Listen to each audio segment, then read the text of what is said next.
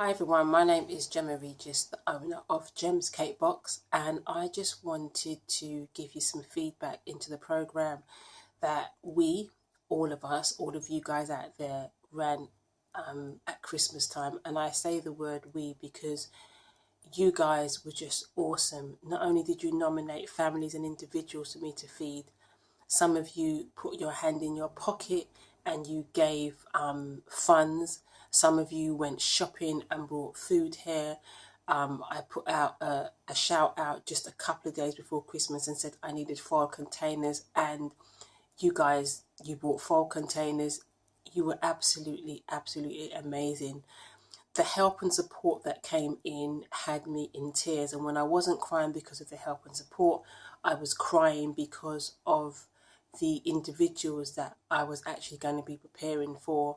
Part of the way things ran is that I just asked for a little bit of information about the individuals or the families, and it was heartbreaking. It was heartbreaking for so many different reasons. So Christmas Day came and we did 16 drops. We had 12 families and 4 individuals who we prepared a gorgeous home cooked hamper of food that would last a good few days. We had lots of stuff. We had roast chicken, we had roast potatoes, roast vegetables, steamed vegetables, stuffing, macaroni cheese, plantain, rice and peas, homemade bread, homemade soup, homemade cakes. There were some people that were vegetarian. Homemade roti. Yes, I made roti and dal, and we packed this stuff up. I have to say a huge thank you to my sister and my cousin who came to my house, arrived at my house from like about 4 or 5 o'clock on Christmas Eve and worked through the night. We were cooking, we were packing, we were organising what times we were making what deliveries. The furthest delivery went to Oxford, and it was just all systems go. It was wonderful to see the love come together in unity. We were tired, but nobody moaned, nobody complained. We just got on and we just did it. We got about an hour's sleep and then we hit the road. My sister and my cousin set out and went to Oxford. They left at 6 o'clock. I made the first drop at 5:45, which was local. Then came back. Shout out to Sharone, Benjamin and Colin Dash, who they nominated individuals and they came to collect the packages and also delivered to other areas. Sharone delivered to Croydon before going to church, and Colin delivered to Bow and his local area. And I couldn't have done it without you guys. Before Christmas Day came and I was, after liaising with some of these families and some of these individuals, I broke down in my kitchen, and that was because I recognised that there was such a huge need out there, and I said to God, I can't do this just for Christmas. Christmas isn't enough, and there was tears just rolling down my cheeks, and it was like, we've got to find a way of making sure that these people are looked after throughout the year. And so what started off as just cooking on Christmas and Boxing Day for individuals will continue throughout the year. I've already set some things in place where we are checking in on some of the people who we fed over the Christmas period to make sure that they have food on a regular basis. Some of them actually from time to time sending them just a £10 gift voucher for Tesco's, Asda, just so they can get some additional shopping. And I'm telling you guys this because you guys were all part of this, and I couldn't have done what I did without you guys.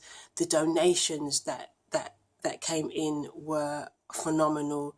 Everything that you lot did, the phone calls that I got just to encourage me was absolutely amazing.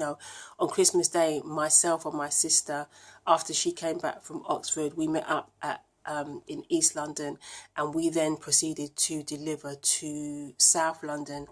And our Christmas dinner literally was a sandwich, a reduced sandwich from Marks and Spencer's, and a cup of coffee.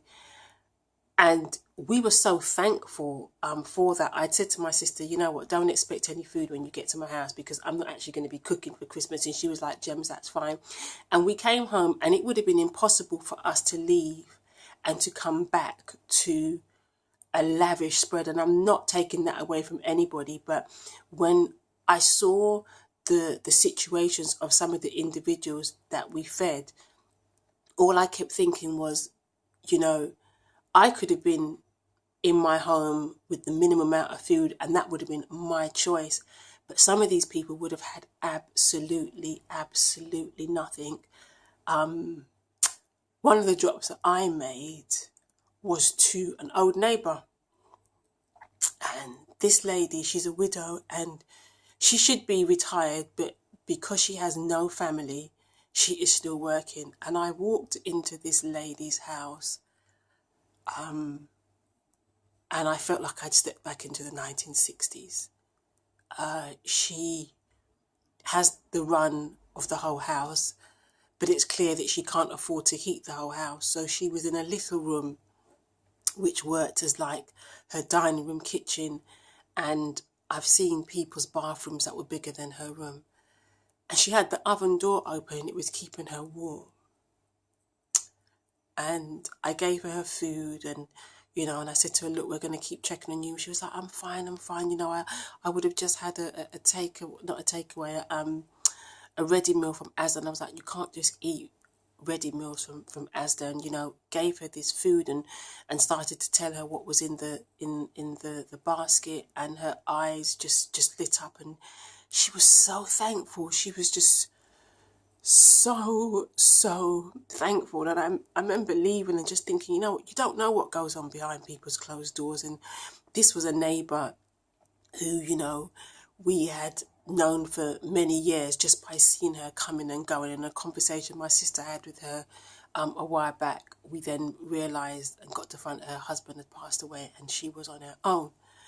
And without what we did for her at Christmas, she would have had nothing. So I want you guys to listen to this, and I want you to feel blessed with what you have, but also be happy that you were a blessing. Those of you who donated and stuff, be happy that you were a blessing to not just this lady, but all the people who we sent dinner down to.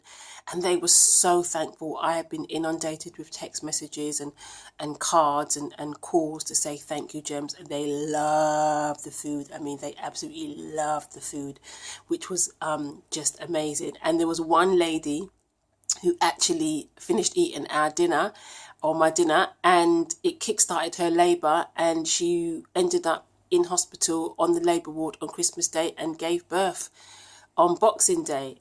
So it just goes to show, you know, that my hands are well and truly blessed.